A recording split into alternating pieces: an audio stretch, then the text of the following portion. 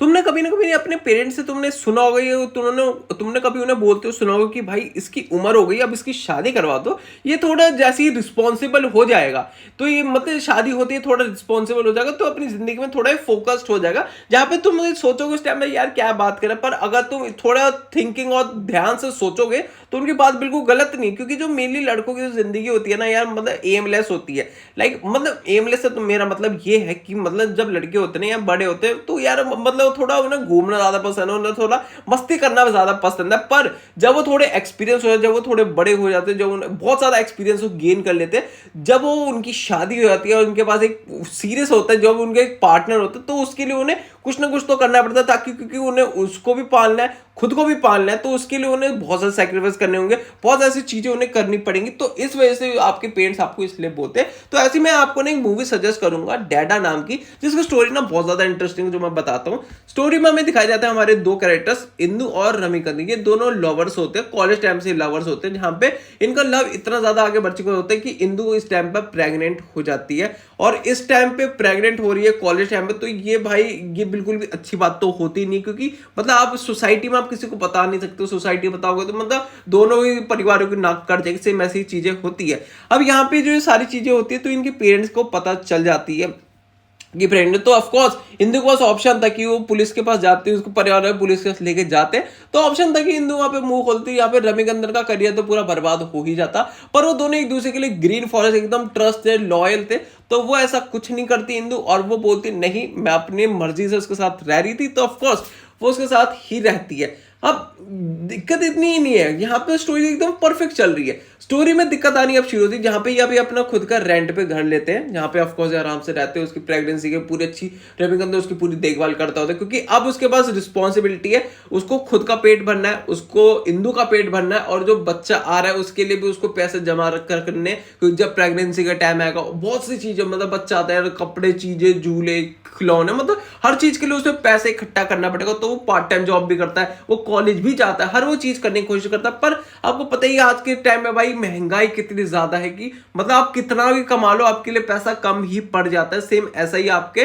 रविकंदन के साथ भी होता है, तभी कभी कभार स्ट्रेस में कभी वो दारू भी पी लेता है ऑफकोर्स। और प्रेगनेंसी के टाइम में जो मेनली वुमेन्स के साथ क्या होता है कि उन्हें टेंट्रम्स बहुत आते हैं, मतलब उन्हें गुस्सा बहुत जल्दी आता है, क्योंकि देखो एक ह्यूमन नेचर है, क्योंकि उस टाइम पे कुछ ऐसी चीजें होती है उनकी बॉडी के साथ जिन पे उनका कंट्रोल बिल्कुल भी होता नहीं है। तो आपको ये चीज समझ पर रविकंदन को भी कुछ नहीं पता, इस वजह से थोड़ा उनका गुस्सा हो जाता है। यहाँ पे उनके भी धीरे धीरे ना थोड़ी लड़ाई बढ़नी ऐसे स्टार्ट होती है, जहाँ पे इसको देख के ना इंदु उसको एक बात वो कहती है, उसे प्रॉमिस करने को बोलती है कि तो अगली बार से दारू नहीं पिएगा। वो उसके बच्चे कसम भी उसे देती है, पर वो बच्चे कसम को तोड़ देता है, क्योंकि उसके दोस्त उसे ज्यादा ही जबरदस्ती कर देते हैं, जिस वजह से उसे पीना पड़ता है और इनकी लड़ाई थोड़ी ज्यादा बढ़ने लगती है। अब जब आता है प्रेगनेंसी का टाइम आता है, जब यहाँ पे रविकंदन को साथ देना था इंदु का, पर इस टाइम पे इंदु अकेली ही होती है और रविकंदन उसके साथ होता नहीं, इस वजह से आपकी इंदु को बहुत ज्यादा गुस्सा होता है, उस बच्चे को छोड़ के वहां से वो चली जाती है। जहां पे इस टाइम पे रविकंदन जो हॉस्पिटल में जब देखते हैं उसने अपने बच्चे को वहीं पे छोड़ दिया है, तो उसे बहुत ज्यादा गुस्सा आता है कि उसने, चलो वो कहते हैं कि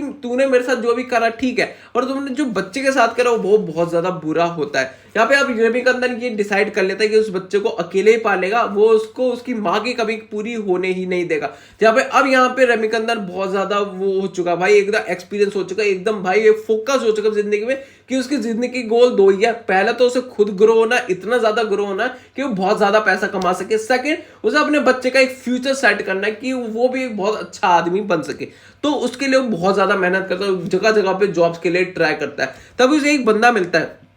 जो मेनली उसको ऑफर करता है कि तुम जॉब ये कर सकते हो, ठीक है, यहाँ पे आईटी सेक्टर में। जहाँ पे जिस कंपनी में वो जाता है वहां जाके पता चलता है कि उस कंपनी के जो मैनेजर है वो और कोई नहीं, वो इंदु ही होती है। जहाँ पे इंदु पे बहुत सारे बंदे ऑफिस में ट्राई मारते रहते हैं, पर यहाँ पे कोई वो इंदु किसी को भाव देती नहीं, क्योंकि ऑफकोर्स वो एक जने को ही पसंद करती, वो रविकंदन था, और वो और किसी को प्यार कर भी नहीं सकती होती है। ये देख के आपको बहुत ज्यादा मजा आता है। जहाँ पे ऑफकोर्स जब आपका रविकंदन इंदु को पहली बार देखता है तो टोटली शॉक हो जाता है, मतलब तुम समझ रहे हो ना, किसी के बॉडी ठंडी पड़ जाए, एक ऐसा आपको सीन देखने मिलता है कि रविकंदन पूरा ठंडा पड़ जाता है। जहाँ पे ऑफकोर्स वो डिसाइड कर चुका है नहीं भाई वो छोड़ के यार वो नहीं कर पाएगा, पर जो उसने उसको ऑफर किया, वो कहता है तू एक बार 30 दिन तक ट्राई कर, नहीं होता है तो तू कहीं और जाके जॉब कर सकता है। जहाँ पे 30 दिन तक ट्राई करता है, उसके बाद वो नहीं हो पाता तो वो क्या करता है, फिर वो छोड़ के जाने वाला होता ही है। तभी जो उसके कलीग्स होते हैं आपके रमी के अंदर, तो वो उसे ऑफर करते हैं कि आपके फेयरवेल है तो ऑफकोर्स तुम अपने बच्चे को भी लेके आना। अब जैसे वो अपने बच्चे को लेके आता है, ठीक है, तो आपकी वो इंदु उसको पहली बार देखती तो उसे पता नहीं होता, पर इंदु उससे नाम पूछती है, उसका नाम क्या, कार्तिक। जहाँ पे वो जब वो दिखाया जाता है, पास्ट में दिखाया जाता है कि जब ये दोनों वो होते हैं, साथ में होते हैं, तो ये डिसाइड करते हैं कि बच्चे का नाम क्या हो सकता है, तो ये नाम बोलते हैं कार्तिक। तो उसे थोड़ा सा शौक होता है, तो बोलती है तुम्हारे फादर का नाम क्या है, वो कहता है रमी कन्नर। और तभी हमें खुलासा होता है स्टोरी में कि वो अपने बच्चे को छोड़ के क्यों गई थी। तो ये चीज का हमें पता चलता है कि उसके पेरेंट्स, यानी कि लड़की जो इंदु के पेरेंट्स थे, उन्होंने झूठ बोला होता है इंदु से कि उसका बेटा मर चुका है,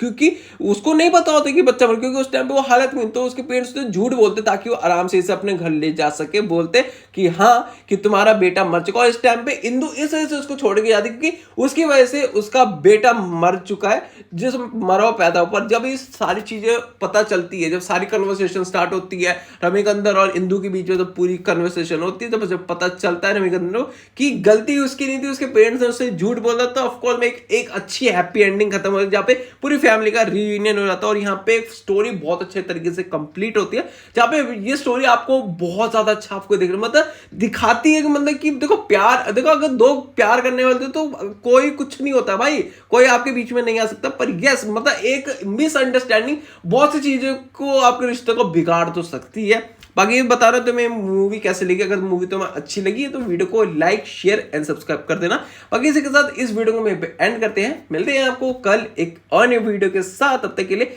thanks for watching the video.